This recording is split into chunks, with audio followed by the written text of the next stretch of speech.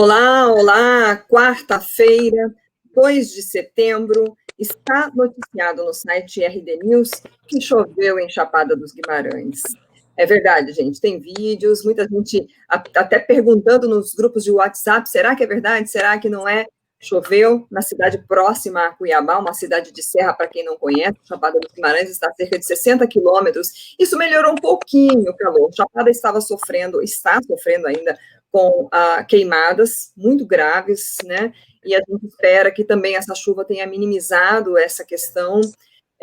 Hoje, em Cuiabá, segundo o Climatempo, a temperatura máxima vai ficar a 38 graus. Amenizou um pouquinho, mas é que nos próximos dias a previsão é 40, 41, e assim a gente tem vivido a nossa realidade aqui no centro-oeste brasileiro. A umidade relativa do ar deu uma melhoradinha também. Hoje a previsão mínima é de 12%, máxima 53%, mas também nos próximos dias 9%, 8% de umidade relativa do ar, um percentual muito baixo para a saúde humana, né? E nós temos uma preocupação a mais, né? Nós vamos anunciar o nosso convidado de hoje, é o médico pneumologista Clóvis Botelho. Obrigada, doutor Clóvis, por ter aceito o convite para esse bate-papo online aqui pelo RD News, pelo Facebook do RD News. Quem quiser mandar perguntas, também pode mandar. A nossa produtora, Deise, está acompanhando lá. Doutor, a gente tem todos os anos essa preocupação com a seca, né? Em Cuiabá, em Mato Grosso, com as queimadas urbanas, queimadas também rurais, que às vezes queimadas nas áreas até de preservação. Essa fumaça vem toda para Cuiabá. Cuiabá já muitas fotos circularam na internet de Cuiabá sob nuvens, né, de fumaça e de poeira. Só que esse ano nós temos uma preocupação maior, que é justamente o coronavírus, a pandemia que está aí no mundo inteiro, assolando o mundo inteiro, e o coronavírus ataca vias respiratórias. Então, assim, como é que está a demanda, principalmente agora, né, nesse tempo aí? O que o senhor pode nos dizer dessa combinação terrível para a saúde dos nossos pulmões? Bom dia, doutor. Bom dia, Lídice. Bom dia a todos os ouvintes e os participantes dessa live.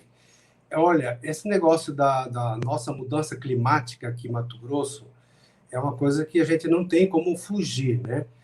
A umidade baixa, temperaturas altas, poucos ventos, porque nós estamos morando numa situação geográfica peculiar, que é a depressão piabana. Isso não tem como mudar. O que pode ser mudado, o que pode ser alterado, é a conduta das pessoas que aqui vivem. Não sei se você lembra, acho que na época que você trabalhava ainda na TV, nós fazíamos alguma entrevista e fazíamos apelo para as pessoas não queimar o lixo urbano. Aquela velha mania do nosso povo de juntar, de varrer o quintal e queimar o lixo. Isso aí, parece-me que naquela época surtiu efeito com a campanha educativa, a mídia, os governos da época estimularam, faziam propaganda, então realmente diminuiu. Mas parou-se de fazer esse tipo de divulgação, essa conscientização. E dá a impressão que está voltando e voltando com força total. Então, continua-se queimando o lixo nas casas, continua-se queimando os terrenos baldios. Você imagina numa situação já de natureza, que nós não podemos mudar, e aí o ser humano ainda implementando mais ainda, né? Além disso, tem o problema das queimadas nas áreas rurais, que nós sabemos que também é uma mania antiga, é um jeito de fazer limpeza das áreas, fazer na queimada. Isso aí é proibido por lei. Quer dizer, então, nós evoluímos no tempo, muita tecnologia foi associada aos processos de conservação e preservação da saúde humana, mas esse item não foi para frente, pelo contrário, houve regressão. Quer dizer, nós diminuímos a publicidade e orientação às populações, nós diminuímos a fiscalização e não temos punição. Todo mundo faz, queima, a gente sabe quem são as pessoas que queimam os terrenos, sabe quem queima as áreas rurais, e não tem nenhuma punição. Então, nós vivemos, nesse momento, um caos, né? Imagina você, todo mundo tacando fogo, está um caos. E aí, quem sofre somos nós, né? Todos sofremos, né? Quer dizer, que aquelas pessoas que queimam acha que está fazendo benefício para si próprio, e se tiver malefício seria só para si, eles estão redondamente enganados. Eles estão fazendo malefício para todos nós que moramos, estamos aqui convivendo, trabalhando aqui, nós estamos sofrendo os impactos disso tudo. E nessa situação que você falou aí, nesse momento, então, é muito pior ainda, é catastrófica mesmo essa relação. Qual é a umidade relativa do ar que seria, digamos, saudável para a saúde humana? Certo.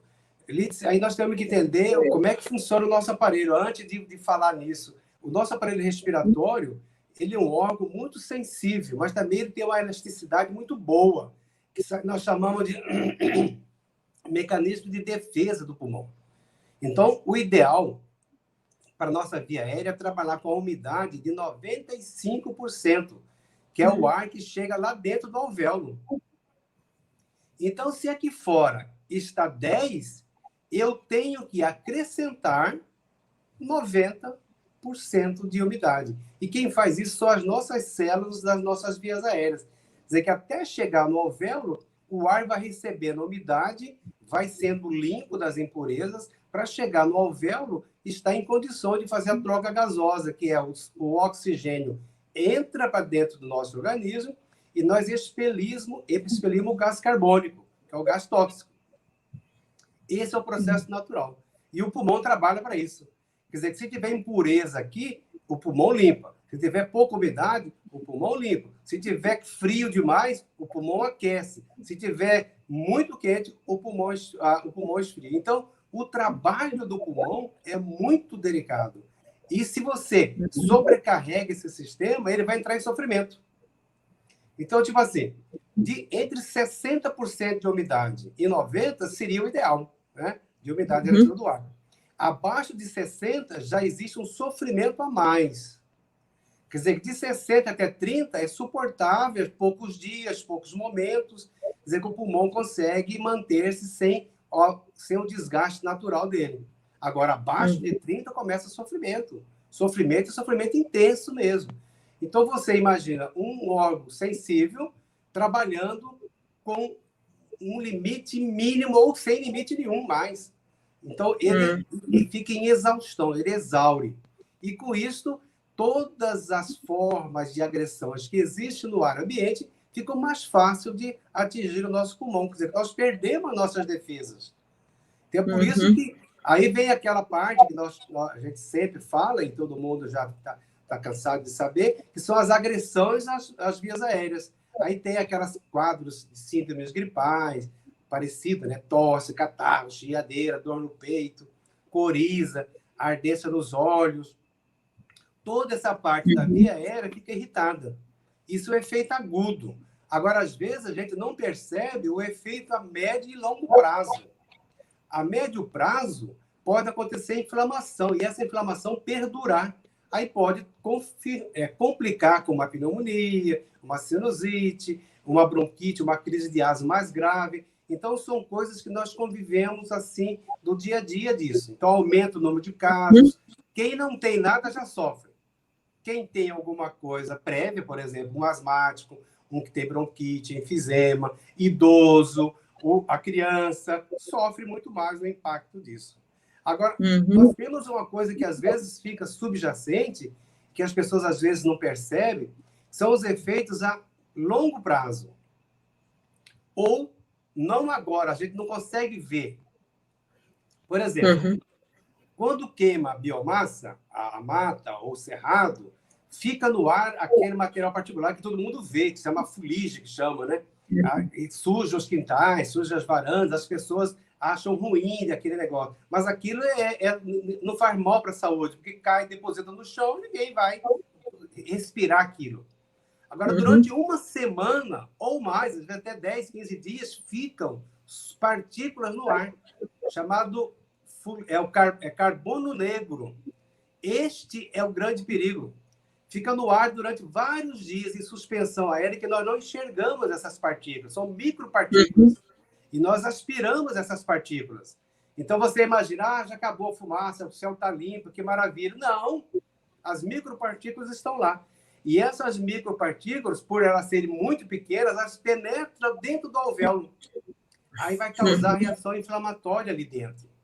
E ao causar lesão inflamatória, o pulmão, como é um órgão que tem 100 metros de extensão, se você abrir todos os alvéolos, nós temos 100 metros de extensão. Não. É como se fosse uma quadra de tênis, entendeu? Uma quadra de futebol de salão. E aí essa inflamação produz moléculas inflamatórias que vão circular pelo organismo. E ao circular pelo organismo, ela vai causar lesões nos vasos sanguíneos, à distância do pulmão. Aí, nesta época do ano, isso já tem estudos mostrando, em todos os lugares onde tem essa poluição já existem estudos, fala que aumenta o número de infarto, aumenta o número de arritmias, aumenta o número de derrames. Então, todas as doenças relacionadas a cerebrovasculares ou cardiovasculares aumentam a gravidade e a incidência, letalidade, hospitalização. Quer dizer que é um estrago grande que se faz. Isso aí, às vezes, não está contabilizado, entendeu? Não está contabilizado dentro, porque a gente só vê a parte aguda, só vê agora. Mas o depois a gente não vê, entendeu? Então, assim, na verdade, hoje, por exemplo, é um dia que a gente acordou com uma leve brisa de manhã em Cuiabá, com tudo um pouco mais limpo, porque tinha dias que era o dia inteiro, você acordava e dormia com aquela fumaça, você respirava cheiro de fumaça, então não é também um dia, apesar de estar mais gostoso, entre aspas, que está um pouquinho mais fresco, agora de manhã eu vi a temperatura às 8 da manhã, 25 graus, às 8 da manhã para a gente está ótimo, né? Tá ótimo, mas assim, então na verdade a gente tem que ter essa preocupação. Esses sintomas que o senhor falou, em geral, são os sintomas também que algumas coisas se assemelham aos sintomas que têm sido divulgados do coronavírus, né? Tosse, falta de ar, assim, como que as pessoas podem fazer agora nessa época, principalmente quem está aqui no Centro-Oeste, que não só Mato Grosso, mas Goiás está em estado também de alerta laranja, né? Os estados do Distrito Federal, para distinguir, tem como distinguir, ou é só fazendo exame, como a gente deve se portar, porque quem já tem problema, já está mais preocupado, já está se cuidando até um pouco mais, mas quem não tem, começa a aparecer esses sintomas, doutor. Olha, realmente é muito difícil, que são 3 ou 4 sintomas que explicam diversas doenças. Quer dizer, que então só o profissional de saúde, o médico lá que está trabalhando na ponta, na OBS, no ponto de atendimento, é que vai conseguir discernir e dar certeza em um encaminhamento adequado. Mas, de modo geral, as síndromes gripais, que aí entraria o coronavírus, ela causa alguns sintomas que talvez essas doenças da irritação da veia não causam, que é aquele mal-estar, aquela sensação de que está querendo ficar doente no início dos sintomas, aquela sensação de que parece estar com febre, o corpo meio febril, que isso a gente chama de pródromos da infecção. Quando tem a virose penetra no nosso organismo, ele começa a multiplicar, são poucas partículas, né? Começa a multiplicar e aumentar. Nesta fase inicial de defesa inespecífica do nosso corpo, nós produzimos algumas substâncias que causam esse mal-estar. Causa febre, dor no corpo, dor de cabeça, sensação de que eu não estou bem, tá? Aí depois é que começam os sintomas respiratórios. Nariz congestionado, coriza, aquele pigarrinho na garganta, aí vem a tosse. É uma evolução, mas partindo de um ponto que teve uns 2 dias, um dia, 2 dias, que não estava bem.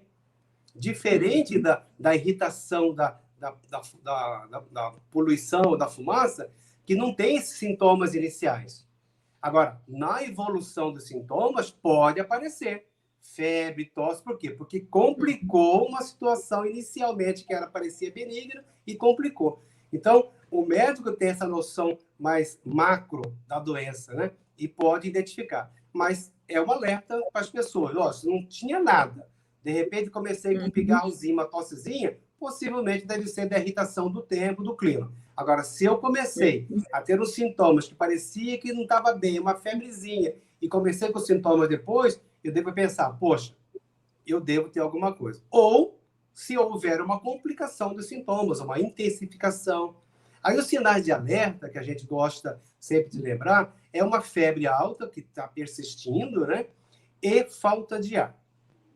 São os dois sintomas de alerta que nós falamos. Febre alta persistente e falta de ar. A pessoa está cansada, com dispneia, que a gente chama, ou uma chiadeira intensa, procura o médico. Não fica em casa, porque tem que identificar o que é. Que nós temos, não sei se você sabe, Lidice, mas é bom a gente informar, tem mais de 200 tipos de vírus que causam essa síndrome gripal. Agora, nós médicos não conseguimos saber qual é. Nós imaginamos os grandes, por exemplo, dentre esses 200, 15% são coronavírus. Mas coronavírus não é esse coronavírus de agora, o coronavírus antigo, que já está aí no nosso organismo e fazendo parte da nossa, assim, endemicamente, igual a H1N1, que tem o influenza, né? Tem esse subtipo aí que é grave. Mas tem diversos deles que causa coisas benignas, assim, é um resfriado. Nós chamamos de resfriados, né? Então, vírus existe, sempre existirão, nós temos que estar atentos. Naturalmente, nessa época do ano, essa síndrome gripal, a gente tem que preocupar mais por causa das complicações e por causa do novo coronavírus. Aí sim, a preocupação é muito maior, porque é uma doença com alta letalidade, né? E às vezes tem quadros que caminham silenciosamente. A pessoa já nem percebe que está doente, não tem febre, não tem nada, de repente está no hospital entubado e na UTI, entendeu? É um negócio bem... Essa doença, a gente, como diz um amigo meu lá de São Paulo, nós estamos, Clóvis, ainda no prefácio desse livro que nós estamos escrevendo sobre o coronavírus. No prefácio, nós não sabemos nada ainda. Não sabemos nada disso. Sim, Christian Dave, desejando um bom dia aí, um bom trabalho com a gente ao vivo, Kleber Salles também, obrigada por quem está acompanhando a gente ao vivo, quem vai acompanhar vai assistir depois, a gente pede, né, que ajude a compartilhar, porque aqui é prestação de serviço, a informação é importante a gente divulgar, né. Doutor Clóvis, a gente já conhece muito, assim, é muito divulgado pelos meios de comunicação, aqui no Mato Grosso, né, os cuidados dessa época, tomar muita água, né, evitar atividade física debaixo de sol quente, né, vamos falar em especial da atividade física, né, pode fazer nessa época, tem atividade que é proibida, a gente gosta de correr, né, pode fazer de manhãzinha ou à noite, ou também há riscos para isso, como é que ficam as atividades físicas, os exercícios para essa época do ano, nessa região que está sofrendo com essa baixa umidade? Olha, a prática do exercício é recomendada por nós e para todas as especialidades, é salutar, é saudável, né? Tem que fazer, tem que ter mesmo a prática de exercício. Mas nessa época do ano, a gente desaconselha fazer exercícios ao ar livre. Por causa disso, nós falamos, primeiro pela poluição, né? Segundo pela baixa umidade, há um intenso calor, isso é desgastante, e você vai fazer uma prática que vai ser prejudicial ao seu organismo. Só para você ter uma ideia, imagina você um dia ensolarado normal, mesmo que não tenha nada de queimada, já tem mais de 15 dias que não tem queimada, não tem poluição, só por conta da umidade do sol.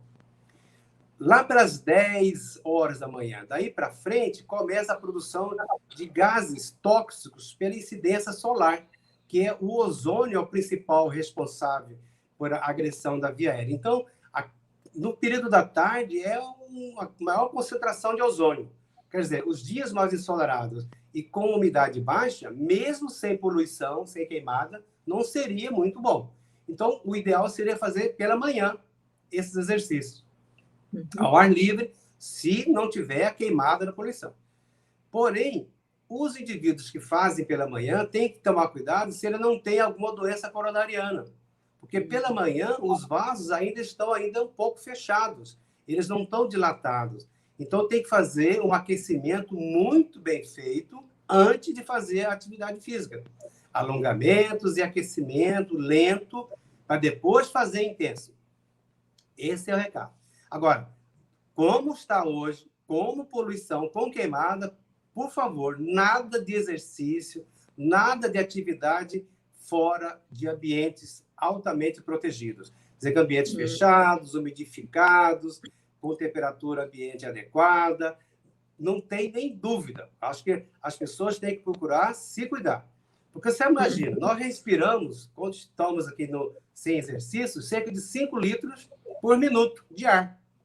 Quer dizer, se eu estiver respirando um ar poluído, eu vou ter 5 litros e mais o que esse ar carrega.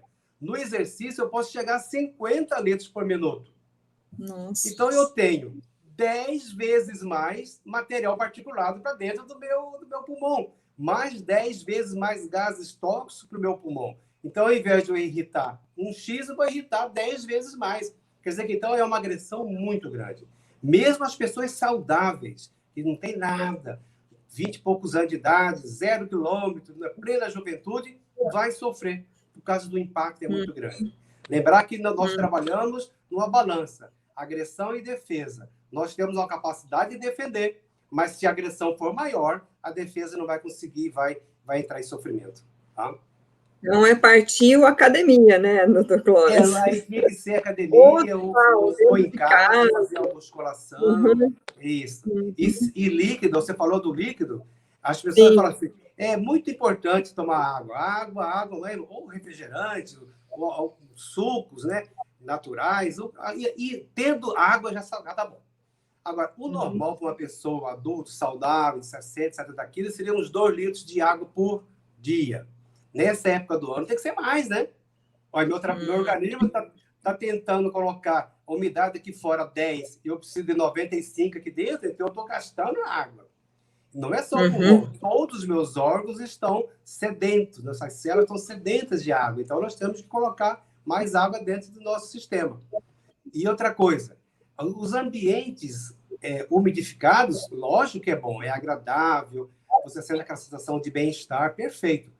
Mas não é o melhor. O melhor é hidratação para dentro. As nossas células, elas se hidratam de dentro para fora, não de fora para dentro.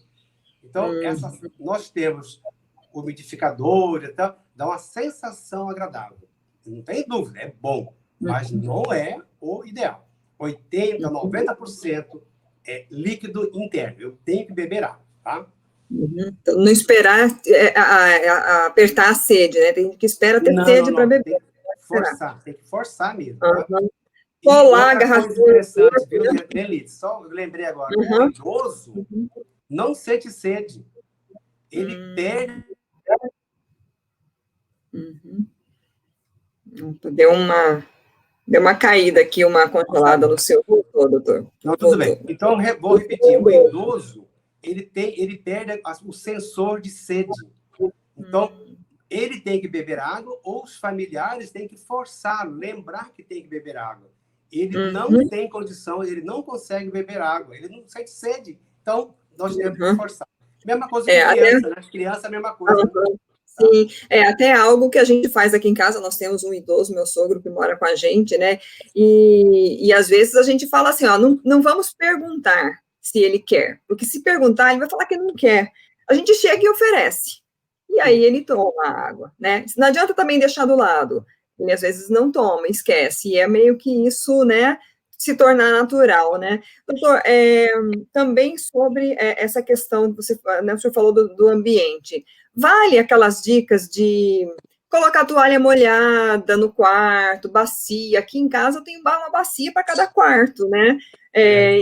Mesmo a gente lembrando, tem que tomar água, mas essa, digamos, umidificação do ar por essas técnicas aí funcionam? Olha, funciona e dá uma sensação agradável para as pessoas, principalmente para dormir, né? Acho que é interessante. E, além disso, o nosso ar-condicionado, que nós não conseguimos viver sem ele aqui em Mato Grosso, aqui em Cuiabá, principalmente, ele tira a umidade do ar. Quer dizer que, se lá fora já está baixa a umidade, o dentro do ambiente está muito mais baixo ainda.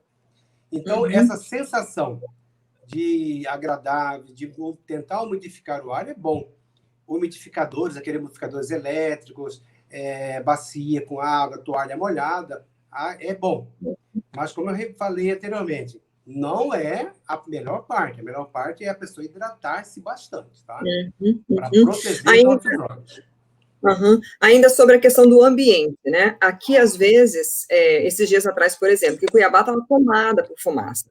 A gente, dentro de casa, sentia o cheiro. E aí, a tendência que a gente tem é fechar tudo para não entrar essa fumaça para dentro de casa. Mas a gente sabe que muitos médicos orientam justamente o contrário, tem que arejar a casa, tem que entrar ar. Como proceder nessas questões? O dia que tem fumaça, pode fechar ou não? Fechar.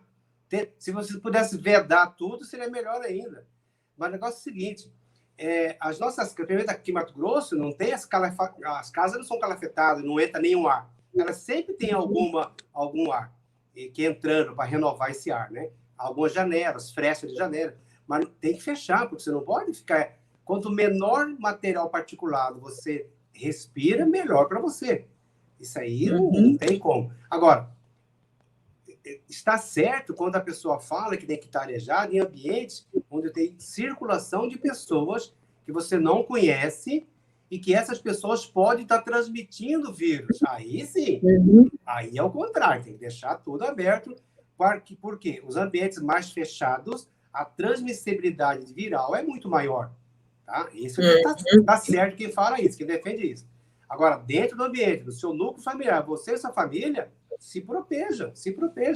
Fecha as janelas, fecha as portas, não deixa fumaça e fuligem, poeira e nada entrar. Não tem graça, não tem? Aí seria contraproducente, né?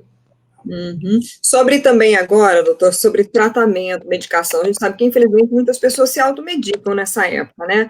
Mas, assim, aí procura na farmácia os remédios para esses sintomas que está sentindo, para coriza, pinga soro no nariz, tem alguns que não são só soro fisiológico, tem outra coisa para desentupir, enfim, o que pode a pessoa fazer para, sei lá, hidratar vias aéreas, o que não pode, e quando é o momento de realmente, olha, vou ter que procurar um médico para fazer um tratamento correto. Perfeito. Vamos imaginar, então, que a pessoa iniciou com uma síndrome gripal. Uma gripe que não sabe o que é. Perfeito. Então, o ideal era tomar algum analgésico se tiver febre ou dor muito intensa. Seria a base de dipirona ou paracetamol, os dois mais recomendados. Agora, medicação descongestionante, anti-inflamatória, antibiótico, não deve ser usado sem prescrição médica. Outras medicações que poderiam auxiliar são aqueles soros fisiológicos que se joga no nariz, na via aérea, para fazer a limpeza. E, além de fazer a limpeza, ela acaba dando a sensação também de umidificação das nossas mucosas, que também é agradável. Então, você limpar as vias aéreas com soro fisiológico também é uma boa conduta. Tem pessoas que têm problemas de ressecamento ocular, aí pinga aquele soro fisiológico próprio do ocular, que também é bom. Pessoas que têm problemas de asma, de bronquite, que têm algum problema, ou crianças, às vezes idosos, fazer uma inalação com soro fisiológico, se ela não tem nenhuma contraindicação, deve ser feito também. Naturalmente, se as pessoas já usarem isso outras vezes, já tem. Então, ele acaba umidificando a via aérea, naturalmente não é a melhor forma, né? Tem que ser por dentro, né? Mas já ajuda bastante, tá? Agora, 2, 3 dias de evolução, sintomas leves, essa síndrome gripal, se for só um resfriado, deve acabar, deve melhorar. Agora, se esses sintomas persistirem ou se houver intensificação deles, aí deve procurar o médico. Tá? Então, a gente, numa síndrome gripal comum, 2, 3 dias de observação são importantes e é plausível. Agora, sintomas muito graves, logo inicialmente, procura o médico. Ou sintomas que perduram mais do que esse tempo, ou que intensificaram, procura o médico para identificar. Sangramento nasal é comum também nessa época aqui? Muito comum, muito. Porque, sabe, aquela explicação que na verdade, nós queima a mucosa. É como se fosse você queimar ou ferir a pele. Porque vai sangrar. Você está todo queimado. A pessoa tem tosse, às vezes sangra pela tosse mesmo, dos brônquios aqui. É por irritação da mucosa. Fere a mucosa. Imagina você um negócio ressequido, e vai rachando, vai provocando rachaduras nessa mucosa.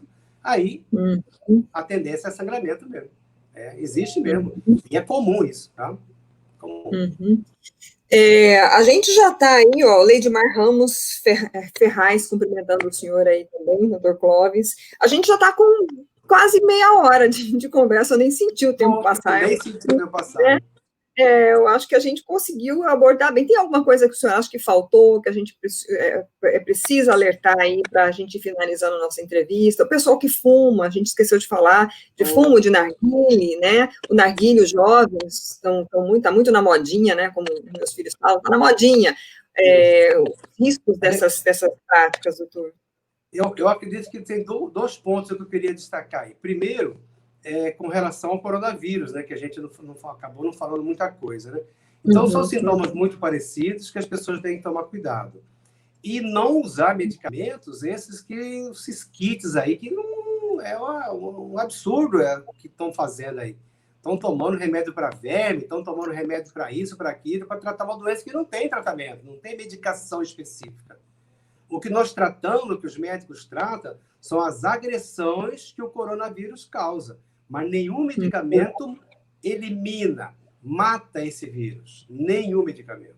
Esse é o alerta que todo mundo tem faço para as pessoas não tomarem remédio.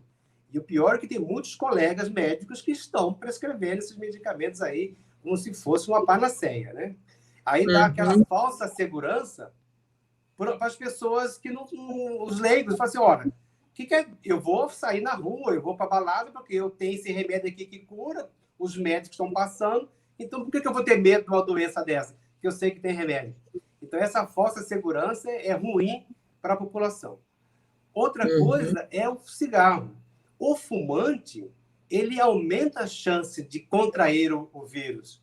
Por quê? A sua mucosa está inflamada pelo cigarro. Aí vem mais a poluição, vem mais o clima seco, baixa umidade. Tudo isso soma, vai piorar mais ainda a estabilidade ou a proteção que nós temos na nossa via aérea.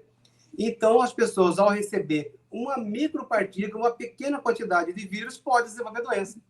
Ao passo que, se ele tiver com a mucosa íntegra, o aparelho respiratório íntegro, não, ele pode receber uma carga viral e ele mesmo eliminar. Por quê? Ele tem defesa. Por que nem todo mundo pega a doença? Às vezes tem contato com as pessoas. Numa mesma família, às vezes, um tem, dois tem, os outros não têm. E estão convivendo juntos. Por quê? Essas pessoas têm mais defesa na via aérea, mas está mais protegida. É só isso. Quer dizer, cada um defende como ele consegue defender. O fumante, ele perde essa capacidade. E o narguile é pior ainda, porque tem muito mais elementos agressores do que o cigarro tradicional. E as pessoas acham que não, que é coisa bonitinha, fica lá. Cada sessão de narguile equivale a 100 cigarros. 100 cigarros. 1 hora de sessão de narguile, 100 cigarros. A quantidade de nicotina. Agora, imagina o carvão que está lá queimando. É a mesma coisa você chegar numa churrasqueira e começar a respirar aquela fumaça da churrasqueira. É a mesma coisa. Só que com gostinho do cigarro. Eles colocam os aromas, às vezes colocam um conhaquezinho, né? Então, fica essa mistura aí que é altamente agressiva para a via aérea. Tá? Eu acredito que as pessoas não devam fumar, e muito menos nessa época do ano. E o pior de tudo, quando eles adoecem, eles têm quadros mais graves do que a população que não fuma. Quer dizer que eles pegam dos dois lados. Eles são mais facilmente contaminados e a evolução deles piora com relação aos outros. Então, o cigarro realmente é uma coisa desastrosa nessa época de pandemia. No começo da entrevista, o senhor falou das consequências posteriores dessas doenças por causa dessa queimada, dessa fuligem, né, dessas micropartículas, e a gente já tem também visto notícias a respeito do coronavírus, que está depois trazendo reflexos cardiorrespiratórios graves até, pessoas que às vezes se descobrem curadas, né, mas depois de 20 dias, um mês, sei lá, aparece com algum caso grave respiratório ou até problemas cardíacos em consequência desse coronavírus, né? Então, assim, qual seria o alerta para a gente finalizar que o senhor faria, doutor Clóvis? Olha, Lídice, como nós falamos, nós estamos no prefácio desse livro sobre a história do coronavírus, né? Nós vamos ter, com toda certeza, um grande número de sequelados. É como se fosse a guerra, né? Um morre e a grande maioria fica sequelado por causa da guerra. E essa guerra nós vamos ter muitos sequelados. E as sequelas maiores são por os aparelhos, os órgãos-alvos, pulmão, coração e grandes vasos, que são os locais onde, preferencialmente, essa doença agride. Então, e sintoma neurológico, em terceiro lugar. Olha, nós temos, assim, já estamos atendendo, já estamos vendo pessoas com sequelas pulmonares graves, fibrose pulmonar. O pulmão sofreu tanto, imagina o seguinte, uma grande queimadura. Se eu queimo grande extensão, mesmo que depois já acabou, que ela cicatrizou, mas vai ficar tudo engruvinhado, na verdade, a palavra que nosso povo fala, né? E no pulmão a mesma coisa. O pulmão vai ficar todo engruvinhado. Curou, sarou, mas está todo endurecido, tudo. Aí não tem função, aí não consegue fazer o trabalho dele. Aí ele vai ficar com um pulmão que era 10, vai ficar com 2, com 3, com 4, dependendo da situação. Então, o número de sequelados nós vamos ter bastante a partir do final, espero que finalize com vacina, com tudo, né? Nós vamos ter um grande número de sequelados por causa disso. O importante é fazer a prevenção. O melhor remédio que existe hoje para o coronavírus é a prevenção. E aí, máscaras, isolamento social, distanciamento, é isso que todo mundo já sabe e que nem todo mundo faz, infelizmente, nem todo mundo faz. Nem todo mundo acredita nisso. Mas ainda é o melhor remédio, tá? Ainda é o melhor remédio. Tá ótimo. Doutor Clóvis, muito obrigada novamente pela sua disponibilidade. Eu acredito, assim, que essa entrevista esclareceu muitas coisas, né? A gente espera que todos que tenham assistido e que assistam daqui para frente possam também compartilhar. Ela vai estar disponível no nosso canal do YouTube, no canal do RD News, também no site do RD News, lá no destaque do RDTV. A gente pode mandar por WhatsApp, eu acho que é muito importante, né? Quanto mais conhecimento, mais a gente pode agir, pode ter essa consciência, né? Obrigada. Espero que a gente volte numa próxima para trazer também boas notícias, né? Das vacinas e todas, né? Obrigada novamente. Eu agradeço o convite e fico à disposição se precisar de mais alguma coisa, tá bom? Tá joia. Obrigada. Até a próxima, então. Até a próxima.